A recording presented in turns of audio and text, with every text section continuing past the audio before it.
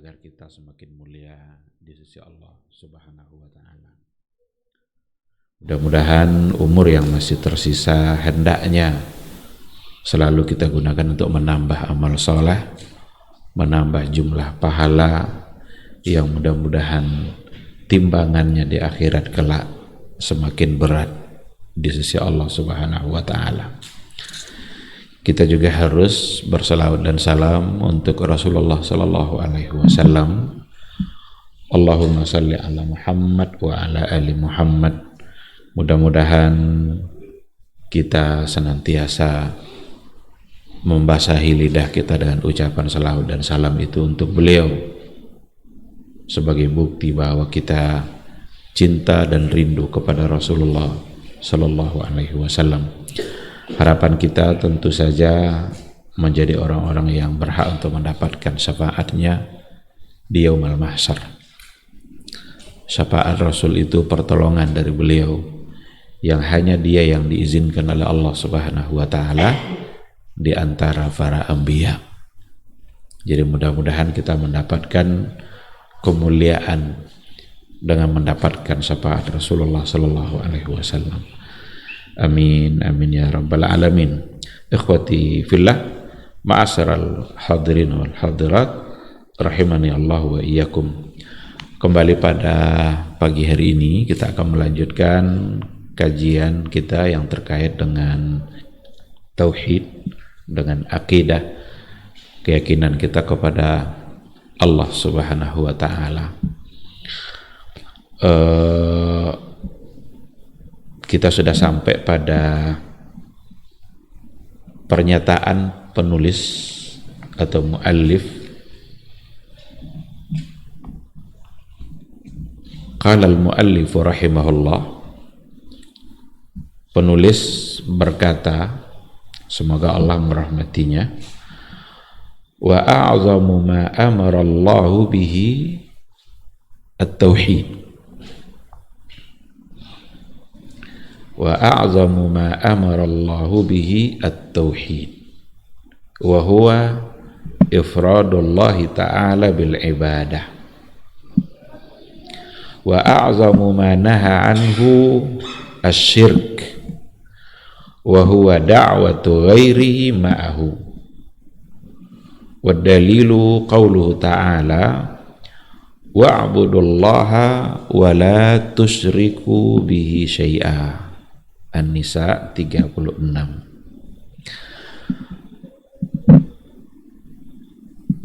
Perintah Allah yang paling agung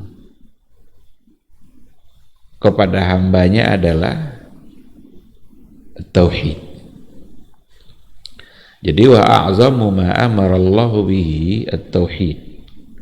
Perintah Allah yang paling agung, yang paling utama dan yang pertama kepada hamba-hamba yang diciptakannya itu adalah at-tauhid, yaitu mengesahkan dia. Apa itu tauhid? Wa huwa ifradullahi bil ibadah, mengesahkan Allah Subhanahu wa Ta'ala dalam ibadah. Wa a'zamu ma naha anhu asy-syirk. Kemudian juga larangan Allah Subhanahu wa Ta'ala yang paling besar, yang jangan sekali-kali dilakukan oleh hambanya, kan itu larangan yang paling besar dari Allah, yaitu asy-syirk, syirik, lawan dari tauhid. Apa itu syirik? Wa huwa da'watu ghairihi ma'ahu, beribadah kepada selain Allah di samping juga beribadah kepada Allah. Jadi membawa selain Allah bersamaan dengan Allah itu dalam ibadahnya. Maka syirik itu tidak semata-mata menolak Allah.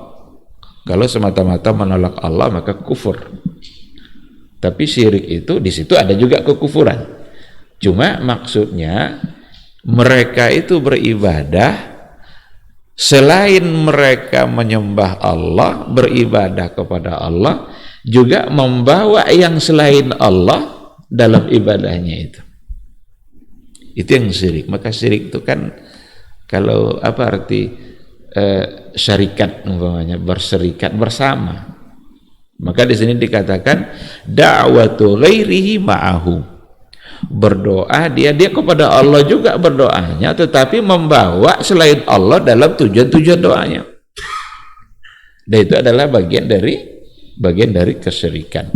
Wa dalilnya adalah qauluhu ta'ala. Apa yang dinyatakan oleh muallif di atas itu, bahwa yang paling agung yang diperintahkan oleh Allah kepada hambanya adalah tauhid.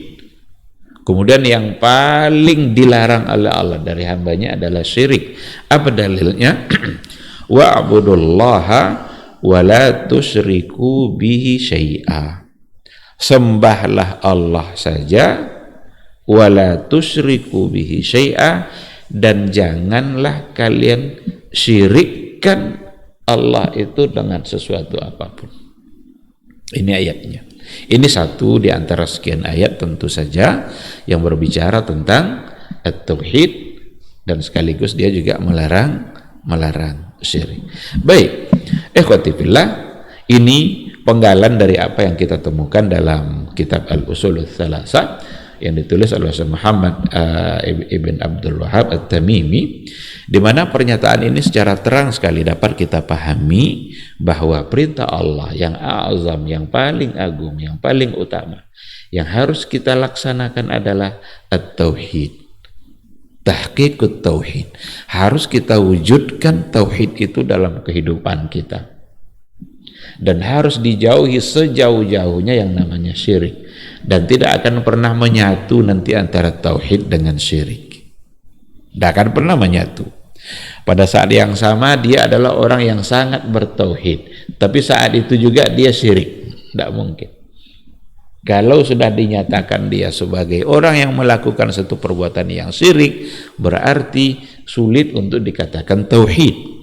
Karena tauhid itu dari kata wahada yuwahidu. Wahid, apa arti wahid?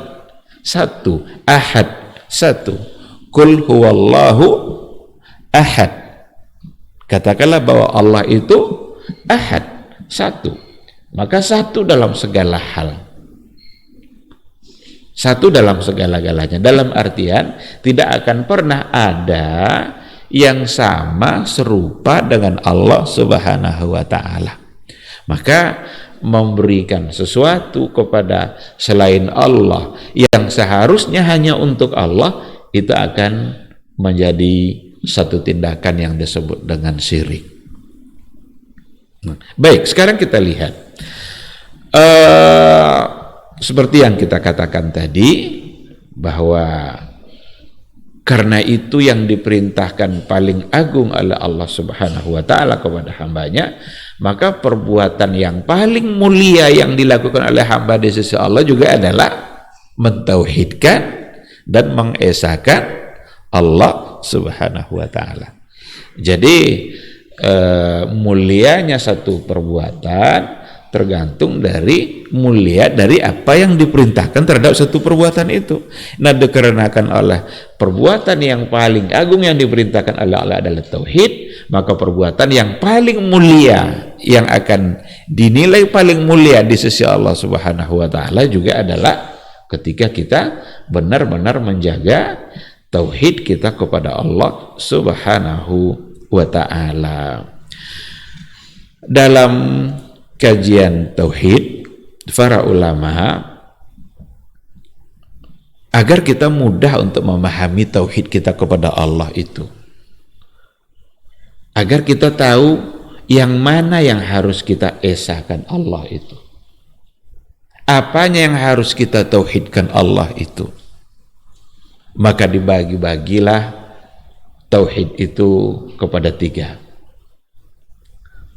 Jadi tauhid itu bisa dibagi kepada tiga secara garis besar, dan itu semua berkaitan nanti dengan hak Allah Subhanahu wa ta'ala. Dan hak Allah inilah yang harus kita jaga. Setiap kali kita coba melanggar hak-hak Allah ini, maka kita akan terjebak kepada perbuatan yang sangat dimurkai oleh Allah. Maka hak Allah dari kita itu adalah bagaimana kita selalu mentauhidkan Dia. Dalam hal apa saja, ada pada 3 hal. Yang pertama diistilahkan dengan tauhid rububiyah. Jadi diistilahkan dengan tauhid rububiyah. Apa itu tauhid rububiyah? Ifradullahi subhanahu wa ta'ala bil khalqi wal milki wat tadbir. Jadi rububiyah itu mengesahkan Allah subhanahu wa ta'ala dalam perbuatan-perbuatan yang memang hanya Allah yang bisa melakukan itu. Seperti apa? Al-khalq, penciptaan, al-mulk, kekuasaan, at-tadbir, pemeliharaan. Jadi kita esahkan Allah itu, kita tauhidkan Allah itu pada perbuatan-perbuatan yang memang hanya itu perbuatan Allah dan tidak mungkin ada orang lain yang bisa untuk melakukannya. Diberikan di sini tiga bentuk af'alullah, perbuatan Allah, yang perbuatan-perbuatan yang 3 ini sama sekali tak akan ada satupun yang selain Allah yang akan bisa melaksanakannya. Apa itu? Al-khalq, ciptaan. Allah sebagai khaliq, Allah sebagai pencipta, meyakini Allah sebagai pencipta dan hanya Allah yang mampu mencipta, ini adalah bagian dari tauhid rububiyah. Dan tidak ada orang lain yang bisa mencipta, hanya Allah. Allah sudah memperkenalkan dirinya kepada kita soal pencipta ini dari awal ayat yang pertama diturunkan oleh Allah. Ayat yang pertama diturunkan, Iqra. Iqra bismi rabbikal ladzi khalaq. Bacalah dengan menyebut nama Tuhanmu yang khalaq. Khalaqa. Siapa yang diciptakannya? Khalaqal insana min 'alaq. Yang telah menciptakan manusia dari segumpal. Nah, jadi awal-awal ayat yang diturunkan oleh Allah Subhanahu wa taala, dia sudah memperkenalkan dirinya, dia sebagai khaliq dan insan itu adalah sebagai makhluk.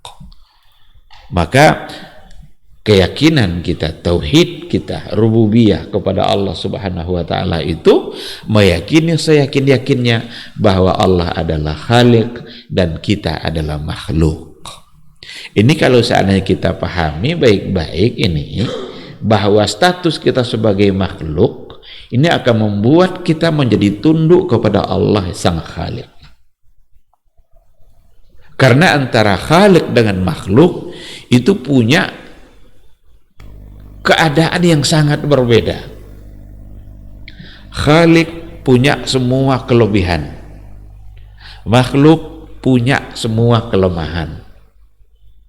Khaliq itu kaya, makhluk itu miskin. Khaliq itu kuat, makhluk itu lemah. Khaliq itu mulia, makhluk itu hina. Apa lagi? Jadi kalau seandainya kita sudah meyakini bahwa kita ini benar-benar makhluk dan dia Allah benar-benar sebagai khaliq, tunduk kita sama dia, taat kita sama Allah itu. Apa wajar makhluk yang selalu membutuhkan Allah Subhanahu wa taala lalu makhluk itu mendurhakainya? Apa wajar makhluk yang diberikan kehidupan oleh Allah, lalu hidupnya itu habis untuk mendurhakai dia yang memberikan kehidupan. Jangan-jangan nanti Allah murka lalu dicabut kehidupan itu oleh Allah dari diri dia. Allah bisa berbuat itu. Dicabut kehidupan itu oleh Allah dari kehidupan makhluk tadi, karena kehidupan dia yang memberikan. Nah, begini. Jadi kalau seandainya kita sudah memahami bahwa kita ini makhluk, dia sebagai Khalik, ini sebenarnya adalah langkah awal agar kita bisa tunduk kepada Allah Subhanahu wa taala, agar kita bisa taat kepada Allah, karena dia yang melakukan segala-galanya dalam kehidupan kita. Maka tadi ketika dikatakan ada al-khalqu, ada al-mulku, kekuasaan Allah itu luas meliputi segala-galanya. Allah berkuasa dalam kehidupan kita, Allah sanggup melakukan apa saja yang dia kehendaki karena dia berkuasa. At-tadbir, Allah lah yang mengatur kehidupan kita ini. Allah menciptakan segala-galanya. Dan kita lihat hadis-hadis yang berkaitan dengan penciptaan, yang benar-benar sesuatu dari tidak ada menjadi ada. Karena itu yang makna cipta itu, menjadikan sesuatu dari tidak ada lalu menjadi ada. Allah ciptakan langit, Allah ciptakan bumi, tak pernah ada langit sebelumnya. Allah ciptakan bumi, tak pernah ada bumi sebelumnya.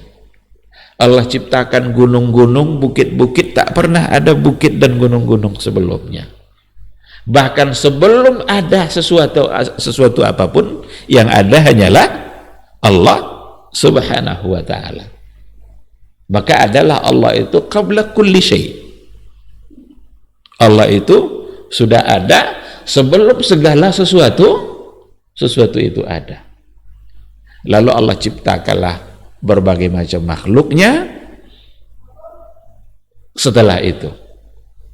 Berdasarkan kepada hadis Rasulullah Sallallahu Alaihi Wasallam, dan itu adalah hadis yang sahih, di mana dikatakan oleh Rasulullah Sallallahu Alaihi Wasallam, awwalu ma khalaqallahu al-qalam.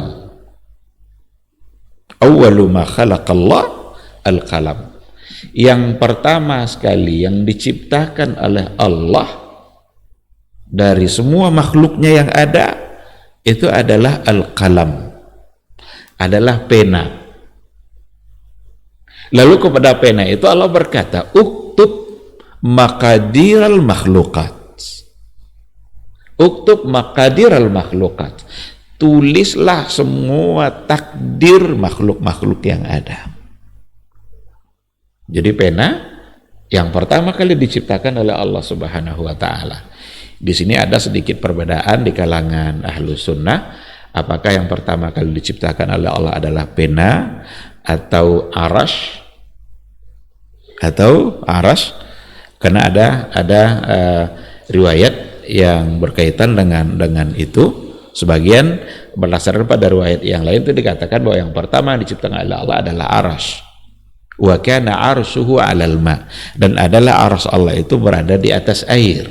Jadi singgasana arash, kalau dibahasakan ke bahasa kita, singgasana Allah itu ada di atas arsy. Wa kana arshuhu 'alal ma. Itu Quran yang bilang, ada di atas air. Berarti ada arsy lalu ada air. Maka sebagian mengatakan yang pertama yang diciptakan adalah arsy. Setelah itu kalam. Tapi berdasarkan kepada riwayat yang tadi itu, berdasarkan kepada hadis yang tadi itu, terang bunyinya adalah awwalu ma khalaqallahu al-qalam. Lalu ada yang mencoba untuk menggabung dua hadis itu, sebenarnya tidak bertentangan, karena penciptaan kalam yang pertama itu adalah untuk semua makhluk Allah setelah arsy. Setelah arsy dia ciptakan. Itu bisa kita temukan dalam riwayat-riwayat yang ada. Nah, ketika dia sudah ciptakan al-qalam itu, pena itulah yang mencatat maqadiral makhlukat, semua takdir makhluk yang ada. Nah, jadi tidak ada lagi kita yang bisa keluar dari takdir itu. Si A lahirnya hari apa, lahirnya sehat atau tidak, berapa lama dia akan hidup di muka bumi Allah ini, nanti rezekinya berapa. Kalau sudah habis rezekinya, maka habislah kehidupan dia. Itu semua sudah ada. Si fulan dilahirkan oleh Allah, berapa kali dia sakit nanti. Kalau dia sakit berapa hari, kapan dia sehat. Begitulah ilmu Allah itu. Jadi ilmu Allah itu di luar ketentuan zaman. Tidak ada istilah mustakbal bagi Allah. Bagi kita ada masa depan. Kita belum tahu apa yang akan terjadi di masa depan kita. Tapi bagi Allah itu tidak ada. Karena bagi Allah, apapun yang akan terjadi nanti, Allah sudah mengetahuinya. Kenapa dia tahu? Dia yang nyuruh penanya. Bahkan Rasul mengatakan, rufi'atil aqlam wa jaffatis suhuf. Pena sudah diangkat, tintanya sudah kering. Jadi semua takdir itu sudah ditetapkan oleh Allah. Cuma hikmahnya Allah di sini bahwa kita tidak diberitahu tentang takdir kita sendiri. Tidak diberitahukan, hanya ada pada ilmunya Allah Subhanahu wa Ta'ala. Dan di balik setiap yang sudah ditakdirkan oleh Allah Subhanahu wa Ta'ala itu pasti di situ ada hikmah dan ada kebaikannya. Maka kita jalani takdir Allah itu, lalu kita serahkan semuanya kepada Allah Subhanahu wa Ta'ala. Karena semua yang ditakdirkan oleh Allah itu adalah baik. Apapun keadaan yang kita jalani yang ditakdirkan oleh Allah itu baik. Kita tinggal melakukan ikhtiar. Kita tinggal melakukan apa yang harus kita kerjakan. Jangan kita sibuk nanti mengutak-atik kerja Allah. Kerja kita tidak kita lakukan, yang kita utak-atik adalah kerja Allah. Kalau umpamanya kita ingin mendapatkan rezeki, ya lakukan ikhtiarnya. Kerja itu ibadah kita. Tetapi bukan berarti persis nanti kerja kita itu yang menentukan rezeki kita. Karena rezeki kita ditentukan oleh Allah Subhanahu wa Ta'ala. Kalaulah kerja kita menentukan rezeki kita, niscaya orang yang pekerjaannya sama, maka rezekinya akan sama. Tapi ternyata ada pekerjaan yang sama dikerjakan oleh beberapa orang yang berbeda, tapi hasilnya tidak sama. Jadi ikhtiar kita itu semata-mata hanya ibadah kita kepada Allah. Bismillah, kerjakan apa yang harus kita kerjakan. Maka apapun sikap dan tindakan yang kita lakukan dalam ikhtiar itu akan menjadi ibadah bagi kita insya Allah. Dan urusan rezeki itu sebenarnya diserahkan kepada Allah Subhanahu wa Ta'ala, asal kita berikhtiar.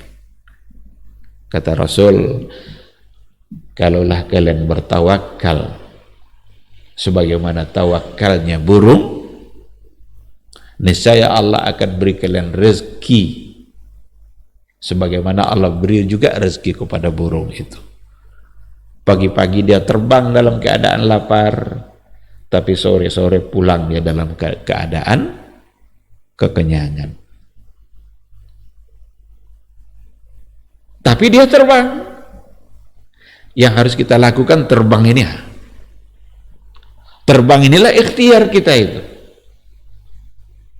Nanti ketika sudah melakukan apa yang harus kita lakukan, barulah kita serahkan kepada Allah Subhanahu wa Ta'ala, tergantung takdir yang sudah disediakan oleh Allah. Dan hebatnya, setiap kali ditetapkan keadaan kita oleh Allah, di situ ada kebaikan. Kalau ada kita yang sakit, ini kan sudah sering kita ulang-ulang ini. Kalau ada kita yang sakit, ditakdirkan oleh Allah sakit, mungkin karena sudah lama kita lupa dengan Allah Subhanahu wa Ta'ala, Atau mungkin banyak dosa kita sehingga Allah ingin menghapus dosa kita melalui istighfar-istighfar yang kita ucapkan saat kita sakit. Pada akhirnya mungkin kita bersyukur kita mendapatkan keadaan itu. Kalau ada hal-hal yang kita inginkan lalu tak tercapai, puji Allah Subhanahu wa ta'ala. Berarti Allah ingin memberikan yang lebih baik dari apa yang kita duga. Kita menginginkan sesuatu kan karena kita anggap baik kan, maka kita inginkan itu. Tapi ketika bukan itu yang kita dapatkan, berarti Allah ingin memberi kita sesuatu yang lebih baik dari yang kita duga. Yang tidak kita inginkan dalam kehidupan kita itu sangat banyak. Tapi kalau kita perturutkan nafsu kita dalam menilai yang tidak kita inginkan tadi, kita akan semakin jauh dari Allah. Maka sikap orang yang beriman itu ketika mendapatkan hal-hal yang oleh diri dia itu dianggapnya tidak baik, maka dia kembalikan kepada Allah. Itulah yang lebih baik bagi dia. Dulu kan ada dulu yang waktu pesawat jatuh pesawat tuh, ternyata ada satu penumpang yang dari Bandung itu yang terlambat. Dia awalnya kesal kali kena macet, jalan macet, membuat dia terlambat sampai ke bandara. Kan rugi dia, tiket sudah dibeli, uang sudah habis, pesawat terbang, dia tidak jadi berangkat. Tapi sesaat setelah dia mendengarkan berita bahwa pesawat yang ditumpangi tadi ternyata adalah jatuh, semua penumpangnya mati, apa yang dia lakukan? Untung saya terlambat. Untung saya terlambat katanya. Berarti ada kebaikan yang diberikan oleh Allah kepada dia yang dia tidak tahu. Baru tahunya nanti kalau seandainya sudah terjadi apa yang ingin terjadi, yang diinginkan oleh Allah Subhanahu wa ta'ala. Nah, jadi ketika dikatakan rufi'atil aqlam wa jaffatis suhub, pena sudah diangkat, tinta sudah kering, semua takdir kita sudah ditetapkan oleh Allah, karena Dia yang menciptakan kita dan Dia juga yang menentukan segala-galanya dalam kehidupan kita. Itu makna yang tadi itu, mengesahkan Allah Subhanahu wa ta'ala pada penciptaannya, pada kerajaan dan kekuasaannya, dan pada pentadbiran. Allah yang mengatur alam ini. Hanya Allah yang bisa itu, karena hanya Allah yang tahu semua bentuk kebaikan yang akan didapatkan oleh hambanya. Itu baru kita ambil satu contoh tentang al-khalq. Padahal ayat Al-Quran menyatakan Allah itu khalaqas samawati wal ardi fi sittati ayyam. Allah ciptakan langit dan bumi itu dalam 6 hari. Tsumma stawa 'alal arasy. Lalu ia beristiwa, bersemayam di atas arasy. Ini juga lah di antara analisa para ulama yang mengatakan bahwa berarti as-samawati wal ardh itu lebih dahulu diciptakan daripada arasy. Karena sebagian mengatakan yang pertama diciptakan adalah arasy Allah Subhanahu wa ta'ala. Dan satu hal yang harus diyakini di sini, ketika dikatakan tsumma stawa 'alal arasy atau ar-rahmanu 'alal arsy istawa, itu bukanlah berarti Allah itu butuh kepada arasy. Allah sama sekali tidak akan pernah butuh kepada makhluknya, karena arasy itu adalah makhluk Allah, dan tidak mungkin Allah butuh kepada apa yang dia ciptakan. Kita tinggal mengimaninya saja. Sama dengan Allah menciptakan malaikat, apa Allah butuh pada malaikat? Ada malaikat yang mengatur hujan, mengatur rezeki, ada malaikat yang mencabut nyawa. Tidak bisa Allah langsung cabut nyawa itu. Padahal yang menentukan kematian kita semuanya adalah Allah. Maka bukan karena Allah membutuhkan, Allah hanya menunjukkan kekuasaannya kepada kita. Dalam persoalan penciptaan, kalau kita lihat berbagai makhluk Allah ciptakan dari hal yang berbeda.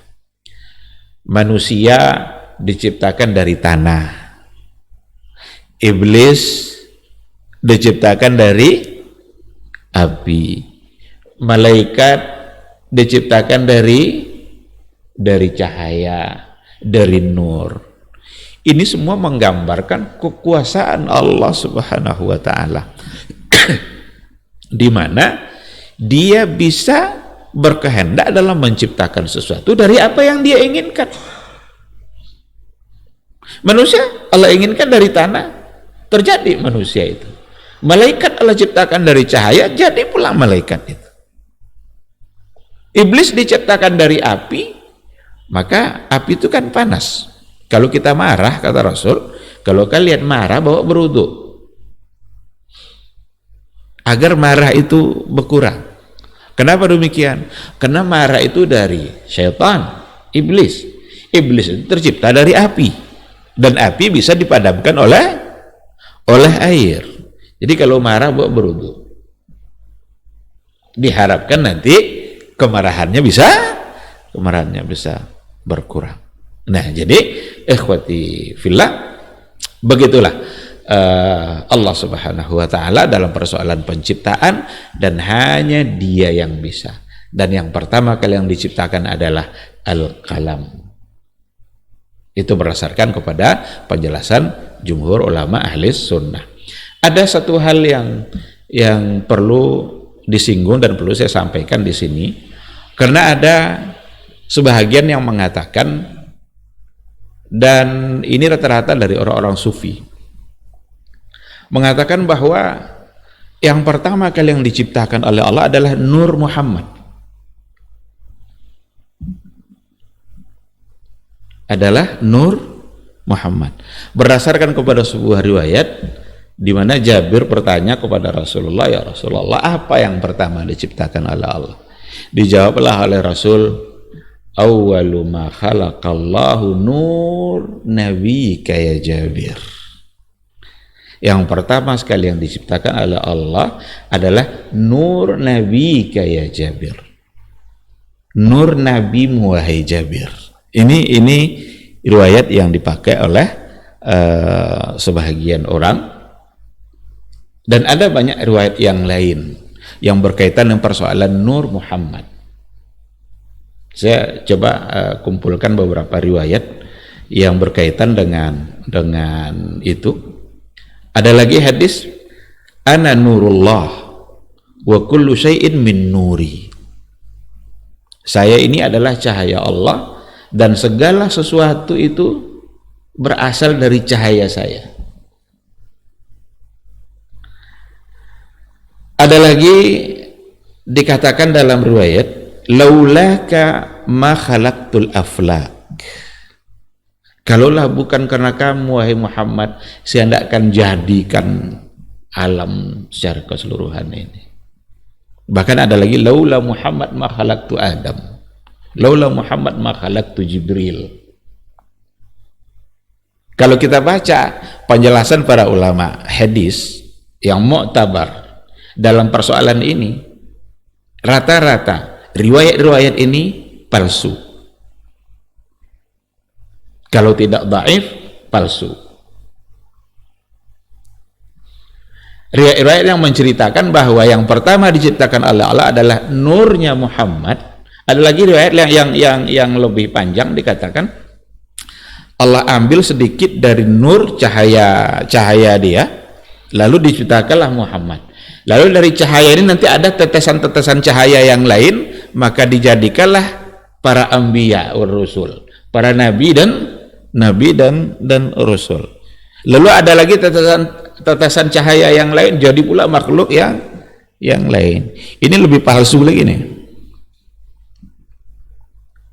Jadi ulama hadis yang mu'tabar menghukumi hadis-hadis tentang yang pertama yang diciptakan oleh Allah adalah nurnya Muhammad itu sebagai hadis yang palsu, maudhu'. Ada yang dhaif, ada yang maudhu'. Sebagian terdapat dalam kitab Al-Mawdu'atnya Ibnu Al-Jauzi, dan juga sebagian ada disebutkan dalam Al-La'ali Al-Masnu'a fil Ahadisil Mawdu'ah As-Suyuti. Disebutkan dalam buku-buku yang bercerita tentang hadis-hadis maudhu'. Kenapa mereka menghukumi itu sebagai hadis maudhu'? Bertentangan dengan ayat Al-Quran dan bertentangan dengan hadis sahih yang lain. Bertentangan dengan Al-Quran dan bertentangan dengan hadis sahih yang lain. Ketika dikatakan awwalu ma khalaqallahu nura nabiyyika ya Jabir, itu bertentangan dengan hadis yang dihukumi oleh ulama sebagai hadis yang sahih. Apa itu? Hadis yang tadi itu, awwalu ma khalaqallahu al-qalam. Yang pertama kali yang diciptakan oleh Allah adalah pena, dan itu sahih, disepakati kesahihannya. Nah, sementara yang tadi datang dari riwayat-riwayat yang diantara sanadnya tidak bisa dipertanggungjawabkan. Jelas kalau bertentangan antara yang sahih sama yang dhaif, apalagi palsu, maka ditinggalkanlah yang dhaif. Ini yang dipakai adalah yang sahih. Lalu kalau dikatakan laula kama khalaqtul aflaq, kalaulah bukan untuk kamu, maka tidaklah saya jadikan al-aflak. Aflak itu falak. Falak ini nih alam secara keseluruhan. Dan ini bertentangan dengan firman Allah Subhanahu wa taala yang kita baca pada pertemuan yang sebelumnya. Apa kata Allah? Wa ma khalaqtul jinna wal insa illa liya'budun. Tidaklah aku ciptakan jin dan manusia kecuali liya'budun, kecuali hanya untuk menyembah dan beribadah kepada saya saja. Karena ya'budun itu artinya adalah yuwahidun.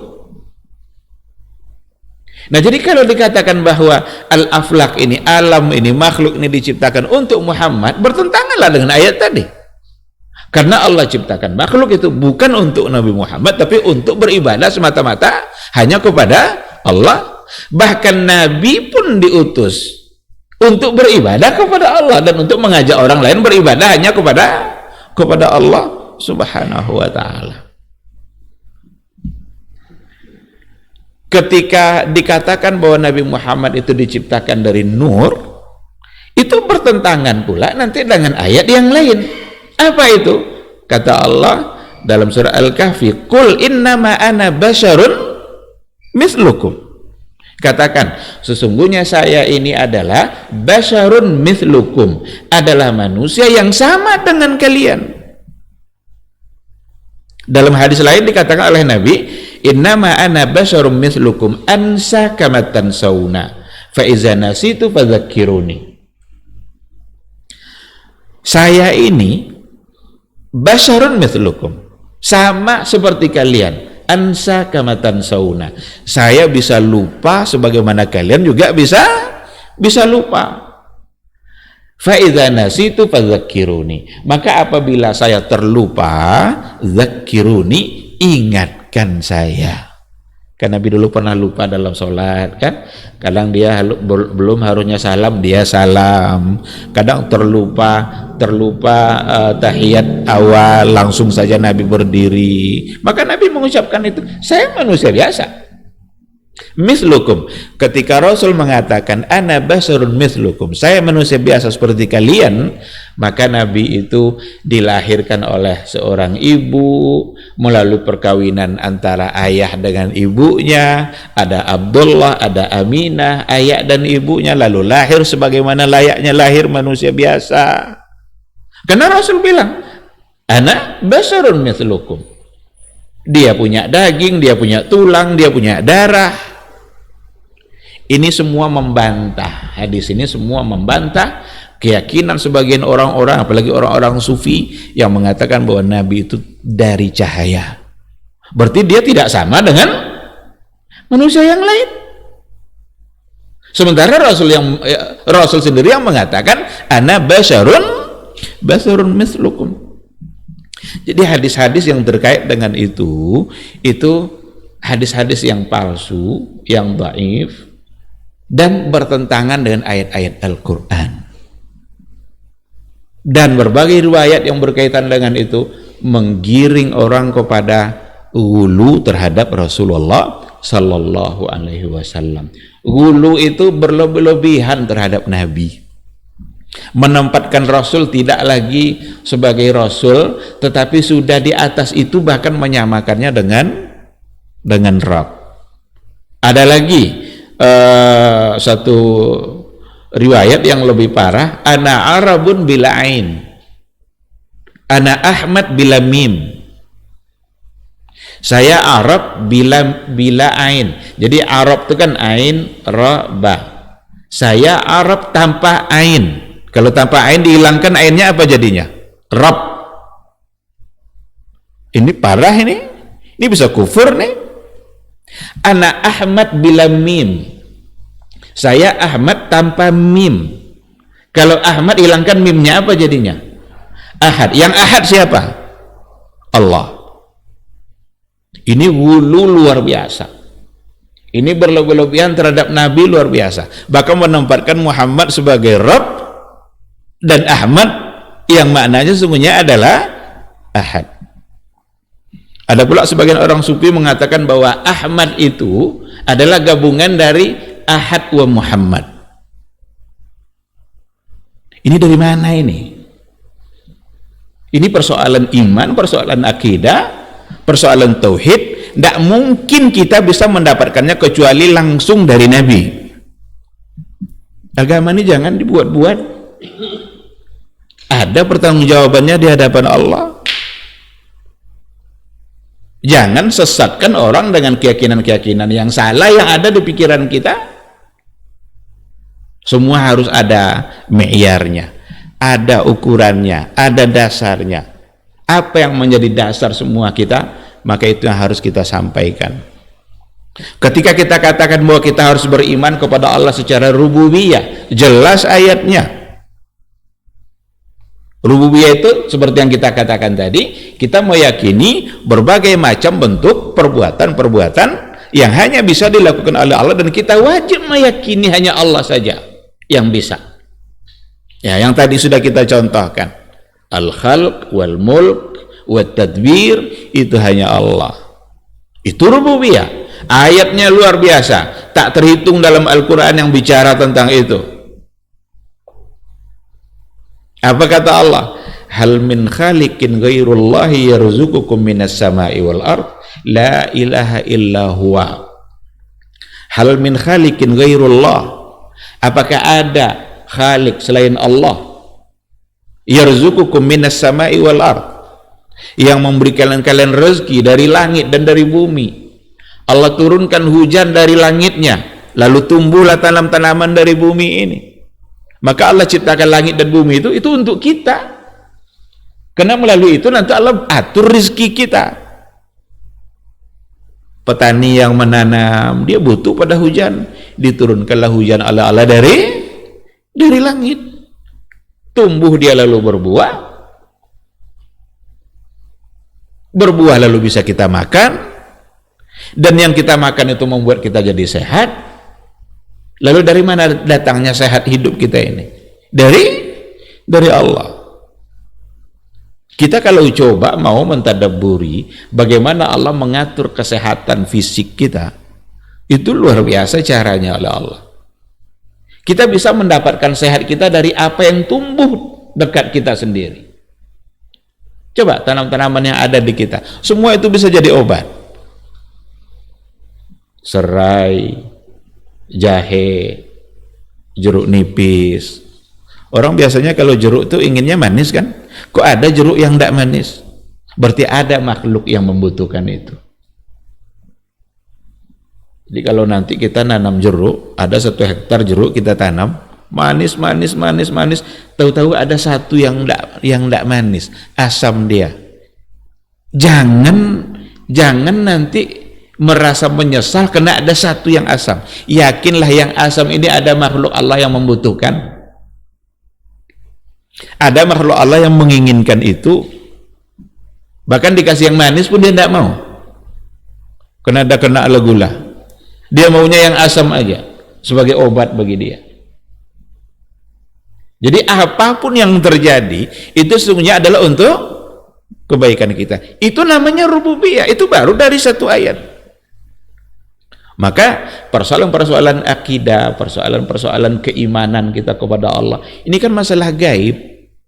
Tidak mungkin kita bisa tahu kecuali dari nas-nas yang sahih, yang jelas-jelas datang dari Rasul. Kenapa kita bisa beriman bahwa Allah itu satu? Karena Rasul yang menyampaikan itu. Ada ayatnya yang disampaikan oleh Rasul. Kalaulah Rasul turun sampaikannya Tuhan dua kita yakin. Tapi Rasul menyampaikan hanya satu. Berdasarkan kepada ayat-ayat yang ada dan hadis-hadis yang ada. Lau kana fihima alihatun illallah la fasadata. Kalau Rabb itu lebih dari satu, hancur dunia ini. Coba kalau pemimpin ada dua. Seandainya dua presiden, hancur kita. Kalau sempat dua gubernur dalam satu wilayah, dua gubernurnya, tidak teratur kita, karena masing-masing punya ego.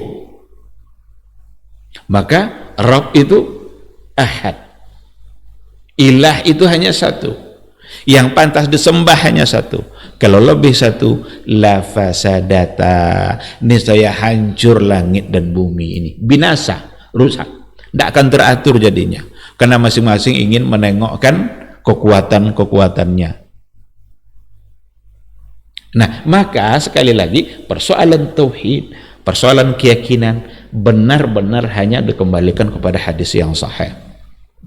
Jangan pernah tertipu dengan keyakinan-keyakinan yang datang dari hadis-hadis yang tidak jelas, apalagi kalau seandainya dihukumkan hadis oleh para ulama sebagai hadis yang dhaif atau hadis yang palsu. Maka kepalsuan itu didasari oleh seperti yang kita katakan tadi, bertentangan dengan hadis sahih yang lain dan bahkan bertentangan dengan ayat-ayat Al-Qur'anul Karim. Maka awwalu ma khalaqallah, yang pertama kalian diciptakan oleh Allah adalah Al-Qalam, bukan Nur Muhammad, karena berita itu datang dari riwayat yang tidak bisa dipertanggungjawabkan. Ikhwati fillah, inilah yang bagian yang pertama dari tauhid yang harus kita yakini, yaitu tauhid rububiyahnya Allah Subhanahu wa taala. Dalam surat Al-A'raf juga dikatakan, ala lahul khalqu wal amru tabarakallahu rabbul alamin. Ala lahul khalqu wal amr. Lagi-lagi Allah sebut khalq.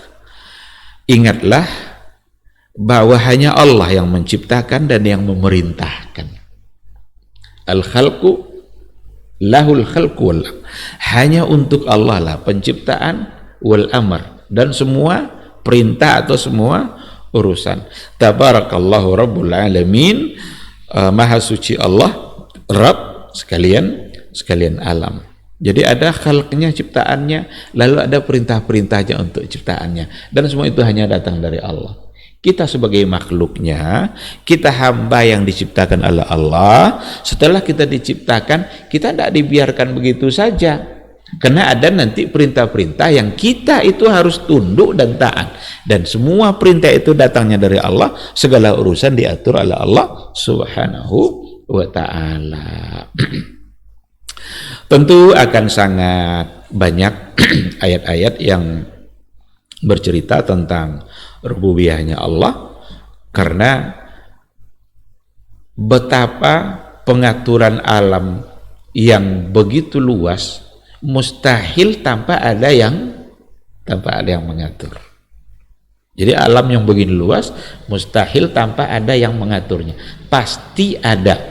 Tidak mungkin keteraturan itu datang dari hukum alam.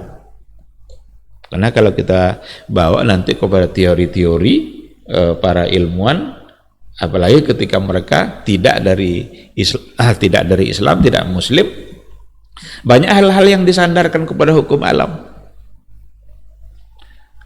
Matahari beredar, bulan, itu adalah hukum alam. Nah, itu semua adalah ketentuan Allah Subhanahu wa ta'ala. Pada akhirnya nanti ketika Allah tidak lagi memerintahkan matahari terbit di timur, maka pada akhirnya matahari diperintahkan oleh Allah untuk terbit di barat. Dan kalau matahari sudah terbit di barat, maka itu saat kiamat sudah mendekat dan pintu taubat tertutup. Jadi lan taqumas sa'atu hatta tatlu'a asy-syamsu min maghribiha. Belum akan terjadi hari kiamat kecuali matahari terbit di barat. Ini makna hadis ini makna hakiki. Yang dimaksud matahari sini matahari yang kita lihat sekarang itu. Karena ada orang yang memajazi-majazikan ini. Majazi itu makna metafora, makna yang tidak sebenarnya. Dianggapnya arti matahari di situ ilmu pengetahuan dan teknologi yang sekarang sudah terbit di barat. Karena kata mereka teknologi hari ini dikuasai oleh dunia barat. Berarti matahari sudah terbit di barat. Mereka artikan seperti itu. Ini makna majazi katanya, bukan matahari yang di atas itu. Tapi saya ingin katakan bahwa hadis ini bukan dalam artian majazi, tapi dalam artian hakiki, artian yang sebenarnya. Kenapa? Ingat ujung penjelasan Nabi tadi. Kalau seandainya matahari sudah terbit di barat, maka pintu taubat sudah tertutup. Kalau diartikan matahari di sini ilmu pengetahuan dan teknologi, lalu dianggap sudah terbit di barat, apakah pintu taubat sudah tertutup? Jangan awak boleh yang menutup pintu taubat. Kita yang banyak dosa, kita boleh yang menutup pintu taubat. Padahal Allah membuka pintu taubat itu seluas-luasnya. Allah membuka pintu taubat di malam hari bagi yang berdosa di siang hari. Dan Allah membuka pintu taubatnya di siang hari bagi yang melakukan dosa di malam hari. Berarti siang dan malam itu bisa menimbulkan dosa. Tapi Allah buka pintu taubat seluas-luasnya. Tinggal kita aja yang mau datang kepada Allah untuk menyatakan taubat kita. Kalau kita datang kepada Allah berjalan, Allah datang temui kita dengan berlari. Coba bayangkan. Begitulah Allah itu ingin agar kita itu bertaubat, dekat kepadanya, menyatakan kesalahan. Mari sama-sama kita sadari, mari sama-sama kita tauhidkan Allah, mari sama-sama kita esakan, khususnya pada poin yang pertama ini terkait dengan rububiyahnya Allah Subhanahu wa ta'ala. Ikhwati fillah, mungkin satu poin itu aja pagi ini, tidak kita sambung pada poin yang kedua, karena yang kedua nanti ada pada uluhiyah dan yang ketiga ada pada al-asma wa sifat. Untuk pagi ini cukup pada poin yang pertama, rububiyah, mentauhidkan Allah dalam rububiyahnya, meyakini semua bentuk perbuatan-perbuatan Allah dan jangan pernah kita berikan perbuatan itu pada orang lain. Karena akan terjebak pada syirik nanti. Yang mengabulkan doa kita siapa? Allah. Maka berdoalah hanya kepada Allah saja. Kalau tidak nanti kita akan terjebak kepada kesyirikan. Ikhwati fillah, mungkin itu saja. Semoga bermanfaat. Seandainya ada yang ingin didiskusikan, dipersilakan. Ya, silakan.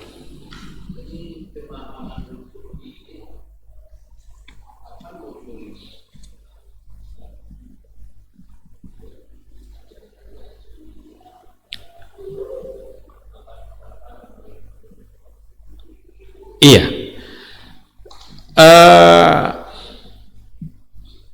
Tentu saja munculnya adalah dalam bentuk apa ya? Dalam bentuk aliran atau firqah-firqah. Itu tentu saja tidak ada pada masa Rasulullah SAW.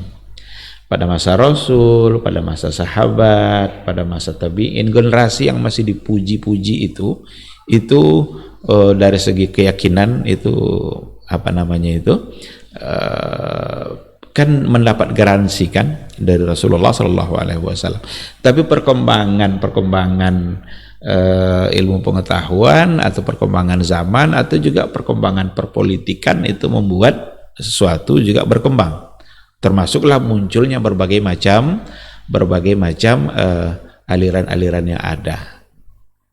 Kebanyakan munculnya itu pada akhir abad kedua, lalu masuk pada abad ketiga dan seterusnya. Tapi kalau untuk kata sufi sendiri atau tasawuf, kalau diartikan dengan yang benar, itu tujuannya sangat baik. Karena kan tasawuf itu bisa saja bermaksud bagaimana kita bisa membersihkan jiwa kita, memurnikan tauhid kita hanya kepada Allah. Itu kalau itu tentu akan menjadi baik kan, karena memang itu yang diinginkan dari kita. Tapi terkadang berbeda faktanya ketika muncul kelompok-kelompok yang disebut dengan kelompok sufi tadi. Kita tengok pula bagaimana mereka beribadah, bagaimana mereka berzikir kepada Allah Subhanahu wa Ta'ala.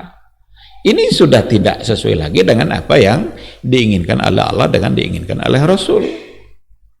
Karena mereka sudah melakukan hal-hal yang tidak pernah diajarkan oleh Nabi. Zikir, melompat-lompat, itu siapa yang ngajar? Zikir bergoyang-goyang, lompat-lompat, dia menari-nari, siapa yang mengajar? Belum lagi apa yang dia ucapkan dalam zikirnya. Harus kita lihat. Zikir itu sangat dianjurkan oleh Nabi. Kalau perlu zikir terus, lidah kita jangan putus berzikir. Tapi kita ucapkan apa? Kan itu. Kalau seandainya kita mengucapkan apa yang diajarkan oleh Nabi, oke. Karena zikir itu artinya adalah memuji dan menyebut kemuliaan Allah. Subhanallah, walhamdulillah, Allahu Akbar, la ilaha illallah, subhanallah wa bihamdi. Semua bentuk zikir itu adalah memuji, menyebut kemuliaan Allah. Maka orang yang berzikir itu orang yang sangat mulia di sisi Allah Subhanahu wa Ta'ala dan dibangga-banggakan oleh Allah. Bahkan para malaikat mendoakan orang-orang yang suka berzikir. Nah, tapi kalau seandainya yang disebut bukan lagi pujian-pujian untuk Allah atau tidak ada unsur pujiannya, nah, di sini mungkin harus berhati-hati. Jadi bisa saja secara konsep apa yang diinginkan itu sebenarnya baik, tapi kalau kita tengok secara fakta apa yang dilakukan, justru banyak sekali penyimpangan-penyimpangan agama, bahkan sumber-sumber kesesatan itu banyak datang dari orang-orang seperti itu. Wallahu subhanahu wa ta'ala alam. Mudah-mudahan itu bisa disadari, karena ukuran kebenaran kita kan ada kan. Ukuran kebenaran itu ada Al-Quran dan ada Sunnah Rasulullah Sallallahu Alaihi Wasallam. Kalau terjadi hal-hal yang menyimpang dari apa yang diajarkan, tentu kita harus katakan itu sebagai sebuah kesalahan. Cuma nanti akan berbeda hukumnya antara perbuatan dengan hukum bagi pelaku. Kan barang siapa yang melakukan ini maka syirik, berarti dia melakukan perbuatan syirik. Siapa yang melakukan perbuatan ini maka kufur. Perbuatan itu perbuatan kekufuran. Tetapi untuk menghukumi orangnya, hati-hati. Ini orang ini musyrik, ini orang ini kafir. Jangan mudah mengucapkan kata itu. Karena siapa tahu dia melakukan karena dia tidak tahu. Selama ini turun-temurun yang dia dapat hanya itu yang ada pada keyakinan dia. Jangan-jangan salah kita yang tidak menyampaikan. Maka kalau kita mengetahui itu sebagai sebuah kesalahan, perlu untuk disampaikan bahwa itu salah, agar kita mengambil tanggung jawab dalam merubah. Tapi kalau kita ikut diam, jangan-jangan kita yang disalahkan oleh Allah. Kenapa kamu tidak sampaikan? Nah, jadi berbeda nanti hukum untuk satu perbuatan dengan hukum bagi pelakunya. Nah, karena seperti tadi itu, siapa tahu karena kejahilannya, karena ketidaktahuannya, karena yang didapat turun-temurun dan lain sebagainya. Nah, jadi saya kira seperti itu. Allahu subhanahu wa ta'ala a'lam. Ya. Mungkin belum dibahas, tapi hukum atas perbuatan syirik tadi yang apakah dia nantinya kekal di neraka, apakah sebelum bertobat dia sudah meninggalkan, apakah di neraka terakhir masuk surga atau gimana? Iya, karena syirik itu adalah perbuatan yang sangat dimurkai oleh Allah Subhanahu wa taala, maka tentu hukumannya juga tidak kecil. Hukumannya besar. Bahkan syirik itu dosa yang tidak bisa terhapus oleh air wudu atau oleh kebaikan-kebaikan yang lain. Tapi syirik itu adalah dosa yang harus dinyatakan taubatnya. Karena innallaha la yaghfiru ayyushraka bihi wa yaghfiru ma duna dzalika liman yasha. Sesungguhnya Allah tidak menghapus dosa-dosa syirik, tapi Allah bisa menghapus dosa selain itu bagi siapa yang dia kehendaki. Kan ada hadis kan, kalau kita berwudu, kita ambil air wudu, maka tetesan air wudu itu bisa menghapuskan dosa. Itu tidak masuk syirik tuh. Yang terhapus itu tidak masuk dosa-dosa besar. Syirik besar, karena syirik nanti kan dibagi-bagi juga oleh para ulama, ada syirkun akbar, ada syirkun asghar. Tapi ketika Allah katakan innallaha la yaghfiru ayyushraka bihi, di situ tidak lagi dibedakan. Nah, maka berhati-hati dalam melakukan perbuatan yang di dalamnya ada unsur-unsur kesyirikannya. Kalau datang ke kubur itu ziarah kubur, ziarahilah sesuai dengan yang diajarkan oleh Nabi. Bukan kita menziarahinya untuk sujud kepada kubur. Berapa banyak kita lihat itu sujud dia berkali-kali ke kubur itu, kepada orang yang ada di dalam kubur. Ini salah ziarahnya. Cara yang dia lakukan itu, apa yang dia lakukan pada ziarahnya itu salah. Padahal ziarah itu ibadah. Ziarah itu sunnah Nabi. Ziarah kubur itu sunnah Nabi. Nabi suka dia ziarah kubur itu. Kadang ke Baqi dia, kadang malam-malam pula dia ziarah kubur lagi. Kita siapa yang berani malam-malam ziarah kubur? Nah kan? Nabi malam-malam dia ziarah kubur. Aisyah terbangun, biasanya ada Rasul. Kok enggak ada? Mana Rasul nih katanya? Ternyata Rasul udah sampai ke Baqi. Ziarah malam-malam. Maka ziarah kubur itu baik untuk dilakukan. Karena itu mengingat kita kepada akhirat dan pada kematian. Yang harus diwaspadai adalah apa yang kita lakukan saat berziarah. Kalau melakukan hal-hal yang di situ ada unsur kesyirikan, ingat bahwa itu adalah perbuatan yang salah, berarti kita menyalahi yang diajarkan oleh Rasulullah Sallallahu Alaihi Wasallam. Ziarahlah, tapi giliran berdoa nanti hanya kepada Allah Subhanahu Wa Taala. Jangan sampai sujud pula kita pada kuburan itu, tawaf pula, beribadah pula di kuburan orang-orang yang dianggap keramat itu. Itu akan menjadi satu tindakan yang salah dan menyimpang, dan harus bertaubat kepada Allah Subhanahu wa ta'ala. Wallahu subhanahu wa ta'ala a'lam. Silakan.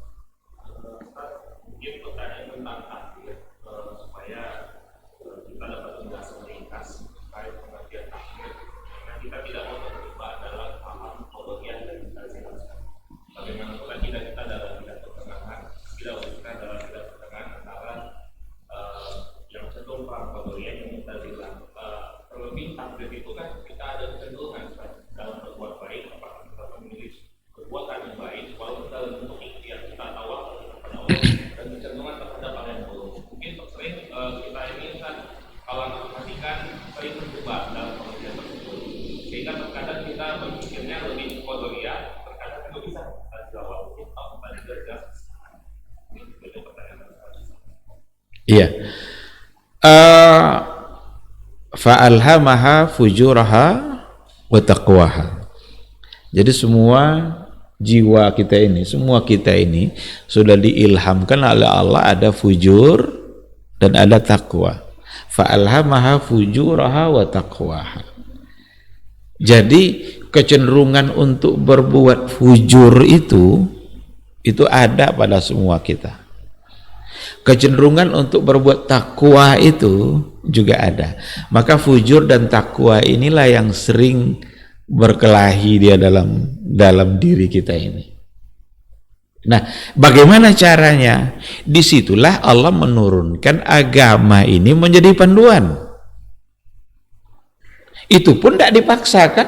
La ikraha fid din, qad tabayyana ar-rusydu minal ghayy. Sudah nyata mana yang baik, mana yang buruk. Sekarang diajak mereka masuk Islam, tidak mau juga. Ya udah, jangan dipaksa.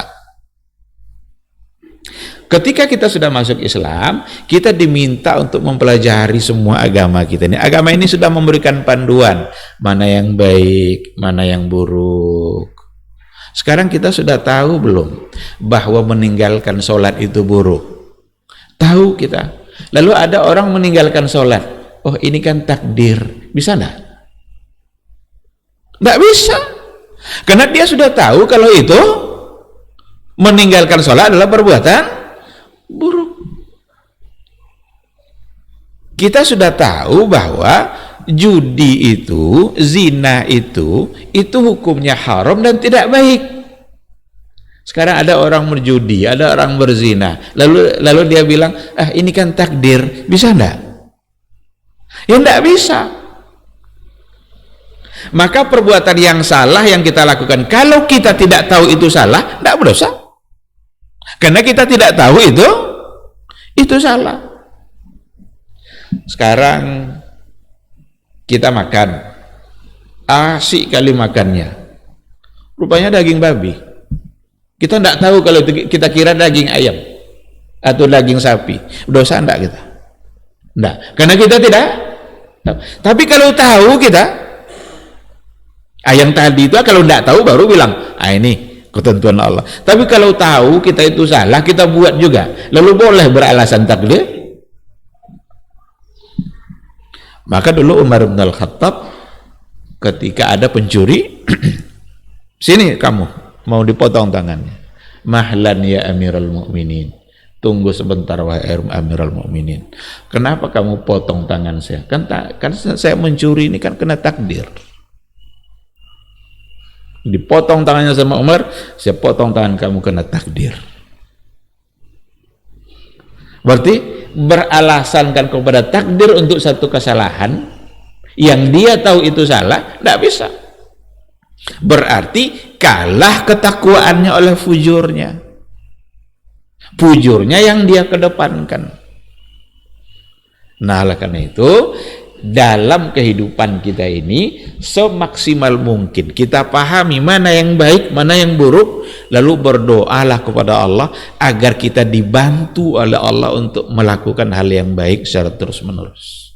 Karena kebaikan yang kita lakukan itu juga semata-mata hanyalah atas kehendak Allah Subhanahu wa ta'ala. Jadi jangan nanti terjebak kepada Jabariyah, Qadariyah. Kalau Qadariyah itu semata-mata karena kekuasaan kita, kemampuan kita, apapun yang kita lakukan ya itu karena kita gitu. Lupa dia bahwa dalam kehidupan ini ada hal-hal yang di luar kemampuan kita. Kalau ada orang berkendaraan jatuh, dia itu keinginan dia tuh jatuh tuh, enggak kan? Berarti ada kehendak Allah dalam kehidupan kita. Nah, orang Jabariyah di satu sisi terjebak pula pada kesalahan bahwa segala-galanya kita ini tidak ada apa-apanya. Kita ini bagaikan wayang yang dipermainkan oleh apa nama yang memainkan wayang itu? Dalang, oleh dalang. Berarti kita ini ngikut aja, kalau kata Allah begini, kita begini. Lupa pula dia bahwa dalam kehidupan kita ini ada pilihan. Ini air nih, saya mau minum atau tidak minum, ada tidak pilihan saya? Ada. Tapi apapun yang saya lakukan itu tak akan pernah keluar dari kehendak Allah Subhanahu wa ta'ala. Wa ma tasyauna illa ayyasha Allah. Dan tidaklah mereka itu berkehendak melakukan sesuatu illa ayyasha Allah, kecuali akan sesuai dengan apa yang dikehendaki oleh Allah Subhanahu wa taala. Nah, oleh karena itu selalulah memohon kepada Allah agar kita ini berada terus-terusan dalam kebaikan, istiqamah di jalan Allah. Karena Rasul saja, Rasul itu ada doa yang selalu dia ucapkan. Padahal dia Rasul, Nabi, dijamin masuk surga. Apa doa yang tidak pernah ditinggalkan Nabi? Ya muqallibal qulub, sabbit qalbi ala dinik. Wahai yang membolak-balik hati, sabbit qalbi, tetapkanlah hatiku dalam agamamu. Itu Nabi itu. Kita yang tidak Nabi ini tentu lebih lagi tantangan hidupnya daripada kita akan menghadapi sesuatu yang tentu saja kadar iman kita jauh di bawah Nabi. Nabi itu punya kadar iman yang sangat tinggi sekali, tapi doanya itu kita punya kadar iman yang tak seberapa mungkin, maka doa kita harus lebih lagi memohon agar tetap diberikan istiqamah oleh Allah. Mudah-mudahan Allah mengabulkan itu. Jadi saya kira seperti itu. Wallahu subhanahu wa ta'ala a'lam.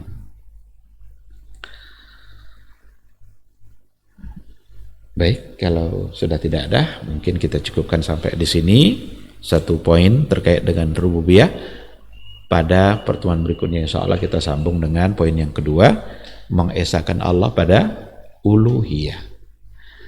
Mudah-mudahan bermanfaat dan semoga majelis ini menjadi ibadah bagi kita bersama. Subhanakallahumma wa bihamdika asyhadu an la ilaha illa anta astaghfiruka wa atubu ilaik. Wassalamualaikum warahmatullahi wabarakatuh.